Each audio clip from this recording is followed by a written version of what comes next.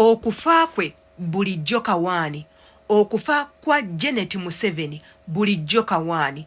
Bannange gyali mulamu tafangako, era mwenna ababadde bamubika mugenda funa ebizibu okutandika olwaleero, anti alabiddwako ng'ayingidde eggwanga era nga abaamubika luli be bavuddeyo ne bakakasa ensi nti bannange omukyala mulamu. Bulijjo bulwadde nga yafunamu obuzibu ne bamufulumya mu ggwanga lino ne bamutwala mu ggwanga ly'ebweru okubeera nga ajjanjabwa. Era nga wetwogerera emitimbagano giwunye emiwabo olw'ensonga buli eyakola akatambi konna n'abika Janet Museveni amatako gamubugumye agenda funa ebizibu byatalabangako mu bulamu buno, anti okubika omuntu atannafa mu ggwanga lino eryaffe musango era ogwa ddala. Wano nga Minisita Balamu akulira abavubuka yavaayo n'ayogera dda n'agamba mu abavubuka ababeera ku mitimbagano ne mukola amawulire ag'obulimba w'okwatibwako gugenda kuba musango ogwa Naggomola. Era ne yeebuuza n'agamba ebibabeezaawo nga mukola ebintu weebityo bbula lya mirimu, ddembe lyeringi eribaweebwa omukulembeze, data wa layisi oba budde bwe muyina obungi kyekibakozesa ebyo. Era n'agamba bw'anaakwata ku muntu yenna ng'akola ebintu weebiti waakuvunaanwa, era nammwe abaalabikira mu butambi nga mujaguza mukuba eŋŋoma muwogganira waggulu olw'okuba nga mwekulisa okufa kwa Janet Museveni, nammwe amatama gababugumi bagenda bakalirira kasigiri bababuuze mwali mukyamukira kite mukimanyi nti musango okugeegenya omukulembeze oba okusanyukira mu maziga g'abannammwe buli mujjo temukimanyi nti musango inze naawe. Yenze Sheila Adita ate naba subscribinga kwata kade nga buli video yonna gye ntekayo ekutuukako bulungi nnyo, commentinga tumanye endowooza yo ku butambi nga weebuti. Kikakasiddwa Lumbuye olunaku olwajjo nti Janet Museveni mulamu, aweereddwa omukisa ogwokubiri okuva mu bakatonda. Oba oyagala oba toyagala, oba onyiize oba onoosanyuka, mulamu. Kambatereyo akatambi mukalabe muleme kulowooza nti bino ebigambo biva mu nze ate era nkomewo.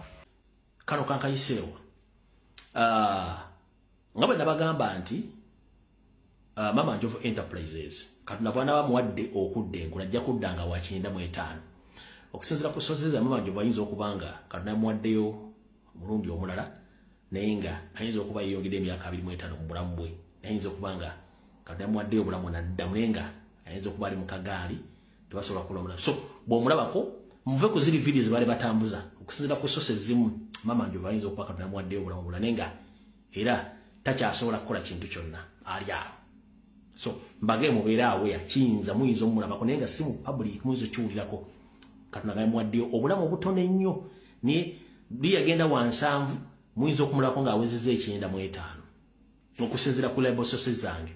Mama Njovu ayinza okuba Katonda yamuwaddeyo obulamu obutini nnyo naye nga muyinza omulanga wa 95 naye yagenda wansanvu naye kati nekyeyamuvuza emyaka 25 mu maaso muyinza omulabako ng'ali mu kagaali.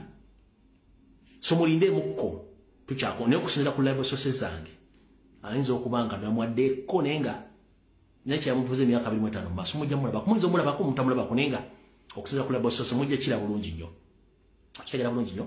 Awo njagadde kuyisa obuyisa.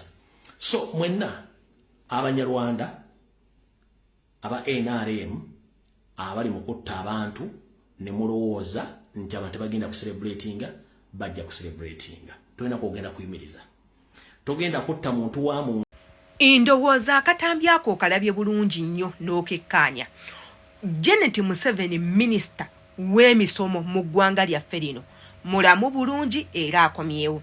Ekyenjawulo nti bambi akozzeemukko ng'omuntu yenna omulwadde w'abeera, nti tosobola kubeera mulwadde muyikundiri ate n'obeera ng'olabika bulungi, naye ate ekyo tekimugjaako kuba nti mulamu. Kati gwe wenna atayagadde mawulire ago simanyi kyakukolera, wandiba nti toyagala abantu abakufuga olwaleero ng'era abantu abalala, naye ate era nga ggwe Omunnayuganda toyina nsonga etakwagaza mukulembeze yadde osobola okuba nga tomuwagira naye tekikkakatako mukyawa. Olw'ensonga we banaakubuuza ensonga lwaki wamukyawa toziyina. era we banaakubuuza ensonga entuufu lwaki buli kizibu ekimutuukako osanyuka ojja kuba toyina olwo oyinza okwogera ku bwavu n'ebintu ebiranga we tusiba tubyogera olwaleero naye bajja kubuuza yakukolerera nga toyina ansa. Kyova olaba nze nava mu kukyawa nenzira mu kuyiga ne mmanya nti nno nnyoko ne waabanga mubi nnyo tosobola kumukyawa era tosobola ssanyukira kibi kimutuuseeko. Ne ŋŋamba kati kantunule butunuzi indabe mu kifo ky'okuvuma neewonyeeko ku bizibu ebimu ebiyinza okujja mu bulamu bwange, neewonyeeko ku mpalana ezimu eziva mu bantu. Nti osobola okubeera nga towagira NRM naye ng'omuntu agenda okuwa omulimu wa NRM n'agukumma olw'okuba towagira bo. Nti obukulembeze ye yenjawukanya gye buleeseewo mu bulamu obw'obulijjo. Nze nabeerako ne mukwano gwange twayawukana lwakuba tetuwagira bibiina byebimu. Era oli olwandaba nga ntaddeyo Bobby yankyawa paka olunaku olwaleero nti n'okumbulokinga n'ambulokinga nti bwebwe obulamu we butambulira. Igwe wootaliira waliwo aliirawo, oyo gw'owakanya waliyo amukkiririzaamu, oyo gw'okyawa gw'osiiba ovuma waliyo alumwa ng'okola ebintu ebyo. Era abantu abamu batutuusaako obuzibu ng'osi olw'ensonga nti oyina kye wamukoze wabula ng'oyina kye wakola oyo gw'alowooza nti ye muntu we. Nti essaawa zino osobola okuba osanyukise olw'okuba nti Janet Museveni afudde oba atuukiddwako obuzibu.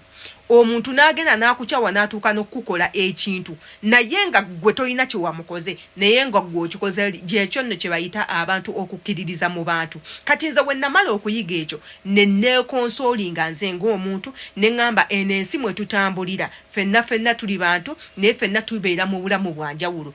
Ebitutawaanya biyinza okuba nga abamu ku ffe waliwo ennamba ennyingi ng'erina byebimu naye ate abalina ennamba ennyingi nga bali mu bulamu obulungi nabo baki bangi. Ne mmanya nti tetufaanagana ndowooza, tetufaanaganya mbeera, tetufaanaganya ntegeera. Ebyange ne mbyesigaliza yadde nga binnuma olw'okuba sirina kyakukola. Kansuubire nti okkiririza mu bigambo bye njogedde olunaku olwaleero yadde nga bizibu kumatiza muntu, yadde nga temwagala biwulira naye ate gagenda kubanga ge mazima ageekwese mu bino byonna ebibanga ebiri mu tutawaanya ffe ng'abavubuka. Kammanye endowooza yo katambi nga kano olunaku olwaleero embaagala nnyo.